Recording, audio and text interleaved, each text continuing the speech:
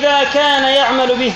ولا يمكن أن يعمل به إلا إذا تدبره، ولا يمكن أن يتدبره إلا إذا فهم معانيه. وهذا هو الذي نريد أن نقف عنده. قال ربنا جل وعلا: كتاب أنزلناه إليك مبارك ليدبروا آياته وليذكر أولو الألباب. وقال في آية أخرى: أفلا يتدبرون القرآن أم على قلوب أقفالها. فقد أمرنا الله سبحانه وتعالى أن نقرأ القرآن الكريم وأن نفهم معانيه ونتدبره لندرك مراميه. فالمتدبر لآيات القرآن العظيم يزداد إيمانه ويتضح له الطريق الموصل إلى الله عز وجل. وكلما كانت قراءة القرآن عن تدبر وتعقل كان وقعها في النفس أكبر، وكان لها أثر في سلوك الإنسان. ولهذا لما سئل عائشة رضي الله عنها عن خلق رسول الله صلى الله عليه وسلم كما في مسند الإمام أحمد، قالت: كان خلقه القرآن. فكان صلى الله عليه وسلم يتمثل القرآن منهجا لحياته، قراءة وتدبرا وتطبيقا. فلذا يقول الإمام ابن علي بن أبي طالب رضي الله عنه: لا خير في قراءة لا تدبر معها. ويقول ابن مسعود رضي الله عنه: إن أحدكم ليقرأ القرآن من فاتحته إلى خاتمته ما يسقط حرفا وقد أسقط العمل به. إخوة الإيمان، إن تدبر القرآن لا يحصل إلا إذا أتمت القارئ أربعة مراحل، وهي: الأولى معرفة معاني الألفاظ وما يراد بها. الثانية تأمل ما تدل عليه الآيات مما يفهم من السياق. الثالثة اعتبار العقل بحججه وتحرك القلب بزواجره وبشائره. الرابعة اليقين بأخباره والخضوع لأوامره. كان السلف رحمهم الله يعيشون مع القرآن خشوعا،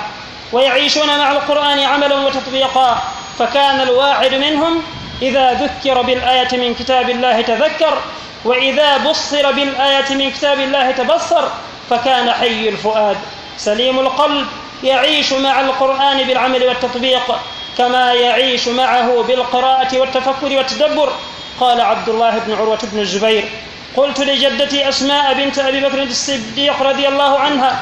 كيف كان أصحاب رسول الله صلى الله عليه وسلم إذا سمعوا القرآن؟ قالت: تدمع أعينهم وتقشعر جلودهم كما نعتهم الله. فهذا عمر بن الخطاب رضي الله عنه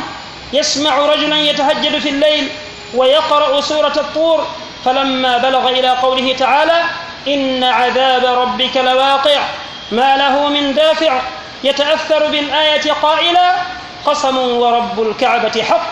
ثم رجع إلى منزله فمرض شهرا يعوده الناس لا يدرون ما أمرضه. عمر مع شجاعته ورجولته يهزه آية من القرآن ويمرض. ومن حديث عبد الرحمن بن مسعد أن رجلا كان يوما على شاطئ الفرات فسمع قارئا يتلو: إن المجرمين في عذاب جهنم خالدون، فتمايل فلما قال التالي: لا يفتر عنهم وهم فيه مبلسون، سقط في الماء فمات. وهذا أبو الدحداح جاء إلى رسول الله صلى الله عليه وسلم فقال: يا رسول الله، إن الله تعالى يقول: من ذا الذي يقرض الله قرضا حسنا فيضاعفه له أضعافا كثيرة؟ قال: يا رسول الله، أيستقرضنا الله وهو رب العالمين؟ ما أحيا ذلك القلب. كم منا من يقرأ هذه الآية وما تحرك عنده هذا السؤال: الله ملك الملوك ومالك الملك يقول لك: أقرضني. تحرك هذا السؤال لحياة قلب صاحبه، فقال: يا رسول الله، أيستقرضنا الله وهو غني عنا؟ قال عليه الصلاة والسلام: نعم، أي يستقرضنا، لأن ذلك موجود في كتابه. فقال صلى الله عليه وسلم: نعم، يستقرضكم ليرفع من درجاتكم ويكفر من خطيئاتكم. قال: يا رسول الله، إن لي في المدينة حائط فيه 600 نخلة، هي أعز ما أملك، أشهدك أنها لله ورسوله. 600 نخلة. وخرج ابن أبي الدنيا وغيره من غير وجه قصة منصور بن عمار أنه مر على رجل بالكوفة ليلا وهو يناجي ربه، فتلا منصور هذه الآية: يا أيها الذين آمنوا قوا أنفسكم وأهليكم نارا وقودها الناس والحجارة عليها ملائكة غلاظ شداد لا يعصون الله ما أمرهم ويفعلون ما يؤمرون. قال منصور: فسمعت دكدكة لم أسمع بعدها حسا ومضيت، فلما كان من الغد رجعت فإذا جنازة قد أخرجت وإذا عجوز فسألتها عن أمر الميت ولم تكن عرفتني، فقالت: هذا رجل لا جزاه الله خيرا مر بالبارحة وهو قائم يصلي فتلا آية من كتاب الله فتفطرت مرارته فوقع ميتا. لقد صدقت يا ربنا يوم قلت: لو أنزلنا هذا القرآن على جبل لرأيته خاشعا متصدعا من خشية الله. قرآنكم يا مسلمون محارب ومهدد بقذائف البهتان، قد بدلوا الآيات بعد نزولها ومعارضين هداية القرآن، لم يؤمنوا بفصاحة وبلاغة بل جاهروا بالحقد والعصيان. فالله خير حافظا لكتابه وهو القوي بعزة السلطان. أرى مسيبه لن يتى الله سبحانه وتعالى تلد بجو مفوتة إكلا هاجوجي من دين tawɗo hari kanko o ko kanko woni arno mo ala fuɗɗode, kanko woni cakkittomo ala hattirde, o noon haray kanko woni yiilindirta o aduna wonɗo yiilade ɗo jemma e ñalorma hiɗe lutodira bimbe e kikiɗe niɓɓa no hiira, hay goto emen so'ata ɗum no e laamu makko kanko allahu subhanahu wa ta'ala. haray noon ala hendu wifaydu ko aduna ɗo si wona kanko allahu subhanahu wa ta'ala himo yiɗi himo yarli, bal hay yitere munƴetako si wona e gandal makko kanko allahu subhanahu wa ta'ala. kanko jeyi kammul ɗin, kanko jeyi leyɗele ɗen, hiɗen seedo ala handuɗo e rewede so wona kanko allahu subhanahu wa ta'ala. kanko woni wuritowo ƴeewuɗuɗe, kanko woni wurnitowo ƴeewuɗuɗe, himo wurnita ɓerɗe mayɗe, himo cippina toɓo tawde har taƴanoma few wonde toɓo cippotako subhanahu wa ta'ala. o cippina toɓo gon haaje ma o yonna, daabeji ɗi yara, yimɓe ɓen kadi yara e mum, ɓe ƴetta kadi ɓe gollira haajuji maɓɓe. haray hiɗen seedo kadi wonde annabijo men muhammadun sallllahu alayhi wa sallam tawɗo hari ko o woni ɗoworɗo men on, ko o giɗo men mo yiɗuɗen, hiɗen tori allah waɗen yiɗuɗe mo. haray hiɗen seedano o wonde ko o nelaɗo allahu subhanahu wa ta'ala mo o nuli, o noon laatnokete jikku makko ngon fof ko alqur'an. haray hiɗen toroye allah juulo e makko, juula e ɓengure makko nden, juula e sahaba e makko ɓen, juula e kala to bituɓe e laawol maɓɓe ngol haadargel ngal daro. haray musidɓe tedduɓe, hiɗen wasindira hulugol allahu subhanahu wa ta'ala. ko waɗi noon haray o wasiki en ɗum, o yamiri en ɗum e ayaji heewɗe, o noddigom ɗin ɓeɓen o wiye hey hule allahu subhanahu wa ta'ala. aya mo jannguɗen on nane o wenni wata hay goto emen jeɓu mayde so wona hara ko jebbiriɗo ko gomɗinɗo. haray musidɓe hulen allahu subhanahu wa ta'ala. haray musidɓe anditen kay noon no jeeya e nema mo allahu subhanahu wa ta'ala nemini emen cippingol emen nde alqur'anare. haray nde alqur'anare anditen ko nema mo allahu subhanahu wa ta'ala cippini emen. haray nde alqur'anare kono deftere peewal, deftere fawtere, deftere deƴƴere wonki, deftere malal, deftere ballal, deftere kawral. haray ngol nde noon ko konngol allahu subhanahu wa ta'ala, kaka makko nde uri ko toon kadi woni ko nde ruttoto. hara nde deftere nde suttiɗen noon nde nafata jannguɗo noon so janngirinde ni tun, haray yo anndu ko ma o jannga o gollira ko o janngiri kon. haray noon kay yen anndu o wawata gollirde ko wawi kon janngude e mayre si wona woni hara o taskike ɗum o faami maana ko woni kon janngude. haray ko ɗum waɗi hannde hiɗum daro ka wiyeteɗo taskegol alqur'an. tawde noon hannde sen ndaare gurdam meɗɗen e ndaara tawen no yurmi, bal no wona neɗɗo yontere ma lewru hara hakkille makko artale ayaka alqur'an, bal tuma gono wona lebbi hara hakkille makko artale ayaka alqur'an, bal wakkiliɗo on moƴƴa o wiya bimbi himo heɓude hay siko ayaji 5 kikiɗe ayaji 5. wakkili ɗen ɓuri ɗon hiɓe heɓude hisbaji buy rewtaɗi, maɗum jus aji buy rewtaɗe nder ñallal ngal. kono hara taskagol ala ko himmirɗen ko honto woni nde mi lanata hatma on, ma hande ko jusu jelo hemi heɓi, ma hande ko jusu jelo konto mi hatti.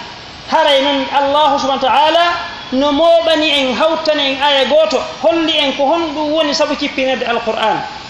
o wi en ko kitabun anzalnahu ilayka mubarakun o watti ɗon honɗum laamu on o addi on to laamu ta'lim liyaddabbaru o wi haray nde ko cippinira ko fiyona toske dey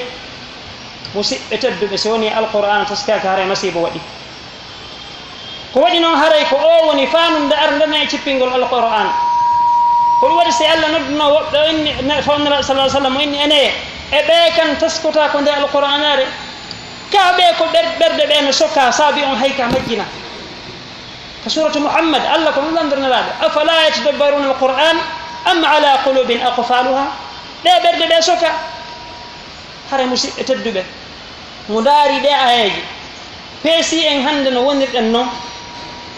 fuɗɗorata ko wiyete menen wiyete ɓen no hunji yiya ha tawɓe no hunji seeɗaji yiya ha tawɓe hunjaki no wawi janngude yiya ha tawɓe hara ko seeɗaji wawi janngude sen daari ko honno won en taskorde wallahi musidɓe en daara taw hiɓɓe raɓɓini fof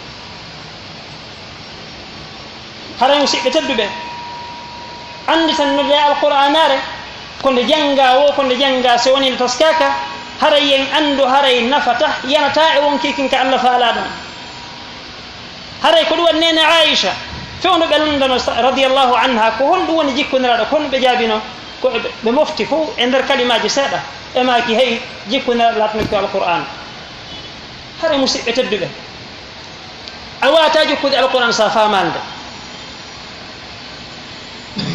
a wata famude nde sa taskaki nde haray ko tungi e taskagol nde ko ɗum waɗi musidɓe tedduɓe sen daari konngol yogaji karama ko ɓen fewno ɗo en peesi ɗum e zaman mo wonɗen won ɗo en ɓen huula e moƴƴa imam ali radiallahu anhu karrama allahu wajha kono ɓe maaki hara e moƴƴere ala e janngande nde tawata hara taskaka jannga tun alqur'ana taskaki fuy yowon tun himme ma milanningol ɗo ɓe maaki hara e moƴƴere ala e ɗum ibnu mas'ud ɓe maaki wonde haray goɗɗo e mon no wakkiloɗo jannga alqur'ana hara o accade hay halfere hay e wotere kono hara sa daarimo ka golle a ndaaray tawa an tigiri oɗo o jangi alqur'ana kono o famande saka o gollitira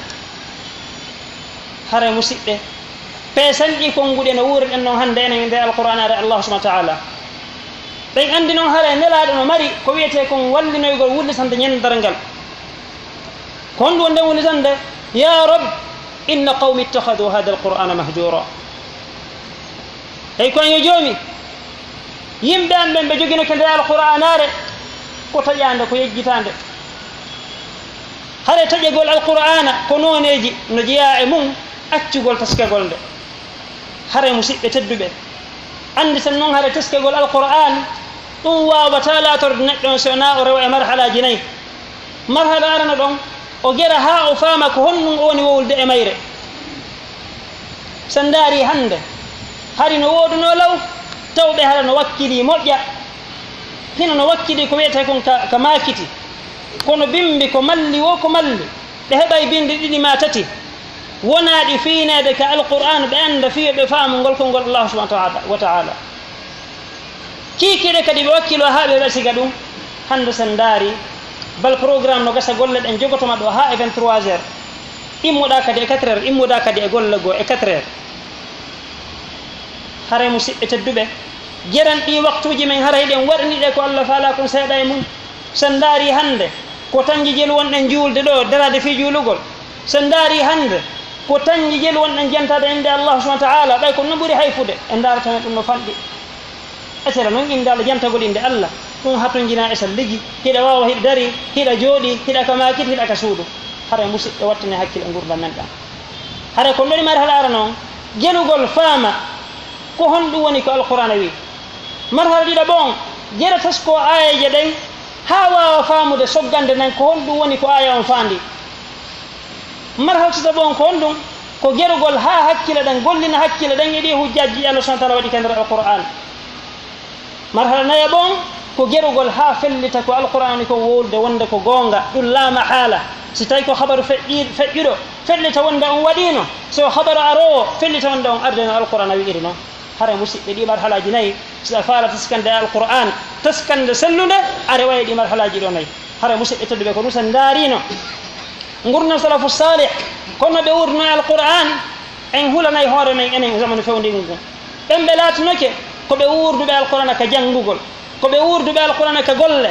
a yiyay tun goɗɗo e maɓɓe yiya alqur'ana en ema ko yiya annora on ka yeeso yiya kadi kuuɗe ɗen annda o ɗe kuuɗe wonɗema ɗe omo wonɗa huwondirde ko kuuɗe faamuɗon e alqur'ana wonɗo gollirde alqur'an hara musidɓe tedduɓe ko ɗum waɗi hay kamɓe on goɗɗo o dartino e maɓɓe anditina aya gooto ka andintinɗama ɗon o jogoo ɗon aya on so watno ala hakkille so tawi ko aya wullinowo ko yurmine makko o wulla ɗon ka darɗon ɗon o jiɓo ko honɗon o jokki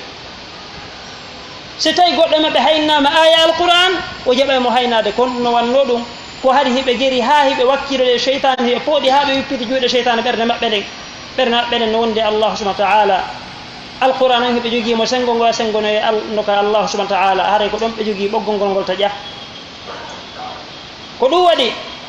haray si abdoullah ibnu urwat ibnu zoubayr o landinoke asma binte abibacre siddiq radiallahu anhu ko honno ɓe sahabaɓe laatorno wonde alqur'an nene asma jaabimo hon ɗum ɓe laatinoke wonde hiɓe wurdeno alqur'an ɓe maki so tawi woni ɓe nani alqur'an no jangge ɓe bojjey si alqur'ana janngama ñuɗay guri ɓalli maɓɓe ɗin musidɓe ko honto wonɗen hannde ɗe ayeji umar ibne alkhatab mo filtana ɗen gurdam mum fof tawi hari ko wiyete kon nelaɗo maki sallllahu alayhi wa sallam wonde cheytane jokkatano laawol tawa umar no jokkingol so ana cheytane sala umar feƴƴa mi sikku hara gorgu ko haa ɗo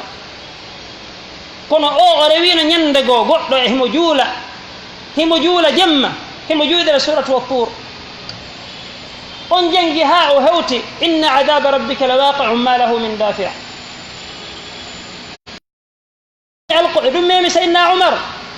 e maki wallahi ko wondore gonga wa rabbul ka'ba ko wondore gonga ɓe waali ɓe nawni lewru sabu on aya ko ɓe heeɗimo hiɓe ndaroyede kono hay goto anda ko woni ko nawni ɓe musidɓe ko ɓe wonnoɓe alqur'ana woni ka ɓerɗe mum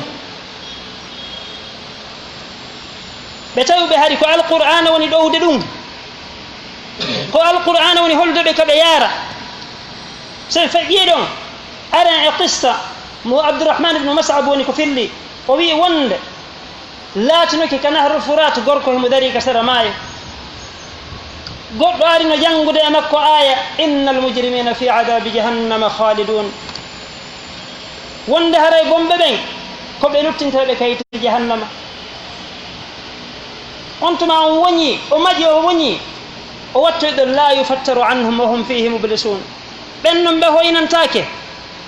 lette ɗen ñanmitteɗe e hoore nder ton ko ɓe taƴiɓe gorko on o yani ɗon o feƴƴini ɗum ɗo holli hon ɗum wonde ɓe hari alqur'ana no mema ɓerde ɗen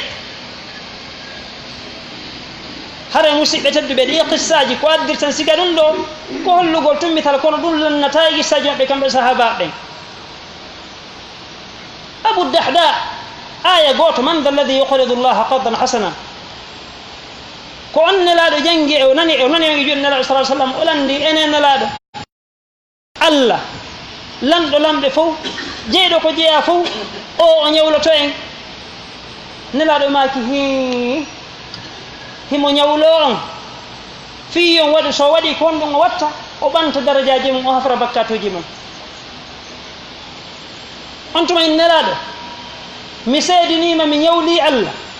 sarden an wonɗo on madina himo mari leɗɗe tamarata e meɗɗe jeegoo hara oɗo mi waɗnima allahu subahana wa taala o yehi e ownita ɓengure makko nen ton o inni hay ko onon yalte hara nani hannde kajji sarden o musidɓe tedduɓe ɓe ko yimɓe ɓe tawno hari ko alquran ne jikku mum ko alquran en ko ɓe yi'irta ko ɓe wonno ɗaɓɓitde ko faale allahu subhanahu wa taala hara musidɓe tedduɓe sen daarino alquran o battino e sahabaɓe moƴƴa bal hay ɓe tawno ɓen gomɗina no jeeya sahabaɓe ara sabu gonɗingo waɓe ko taskegol alquran nelaɗo janngana ɓe ara hannde kay ɓe mara seedirgal sona ɓe naata ka dina no jeeya maɓe utbatino rabia on ɗen hannde ara ko jannganaɓe ayaji ɗen ka fuɗɗode fussila kono ko ɗe wonno ko memo ha o silmi atufayl ibnu amrin on ko arnoɗo wiya wonde o waaja wonde taggiru heɗoɗa oniraɗo fof sa heeɗike o jam fotoma o yirbinta hakkille ɗen few kono kanko tigi o mejjito en hey yomi heeɗi o sikkata hoori kon ko gonga mi jokka sana gonga misala on ko heeɗi ko niraɗo ko ɗon o sabu o fewde kono toon kadi heɗinoɓe taware heeɗi ke few kono Allah mu yawe few Walid ibn al-Mughira o heɗino ha alqur'ana men mo few o inni moodi ɗum ɗo no weeli kono yimɓe makko ɓe ɓenni ɓe accitamo ha o aybina alqur'ana ɓe anda wonde o to tan nelaɗo o yeehi o miijito inni a wakki alam miijito o miijiti ha o miijiti o heɓali hay fuu ko o walla sowna o wi ko suratu muddathir in huwa illa sihrun yu'thar in hada illa qawlu bashar ko ɗum wonno ko wawi wolde hara musidɓe tedduɓe nde alqur'anare si woni en taskiket yen andu ko ɗum Allah subhanahu wa ta'ala cippinirnde si woni en yejjiti ɗum en acci ɗum yen andu en acci ko Allah subhanahu wa ta'ala cippinirnde haray ko mana taske nde wata noon taskede so woni hara en waali famude mana mayre en torki Allah subhanahu wa ta'ala yo Allah faami e mayre o waɗi o gikka o wiɗon law anzalna hada alqur'ana ala jabalin lahu khashi'an mutasaddian min khashyati llah o wi nde alqur'anare hara ko e fello wonno ko nde cippina nde yankinanto Allah subhanahu wa ta'ala ngo eesotono e yankinanagol Allah subhanahu wa ta'ala e kural Allah subhanahu wa ta'ala hara enen ka juɗe ɓen wakkiro ɗen ha hara so alqur'ana janngama battina e men sen nani ya ayyuha alladina amanu en wawa heɗade sen nani ya ayyuha nnasu en wawa heɗade sen nani kamba hara en wawa heɗade battina e men haray ko ɗum woni ko ɗaɓɓira ɗen barakallahu li wa lakum fi lwahyain ونفعني وإياكم بهدي سيد الثقلين وأستغفر الله لي ولكم ولسائر المسلمين من كل ذنب فاستغفروه إنه كان غفورا رحيما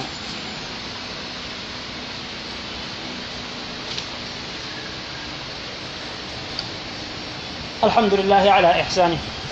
والشكر له على توفيقه وامتنانه وأشهد أن لا إله صلى الله عليه وعلى آله وأصحابه والتابعين ومن تبعهم بإحسان إلى يوم الدين وبعد عباد الله اتقوا الله عباد الله فمن الناس من يعطى العمل ولكن يحرم بعد الخشوع والتدبر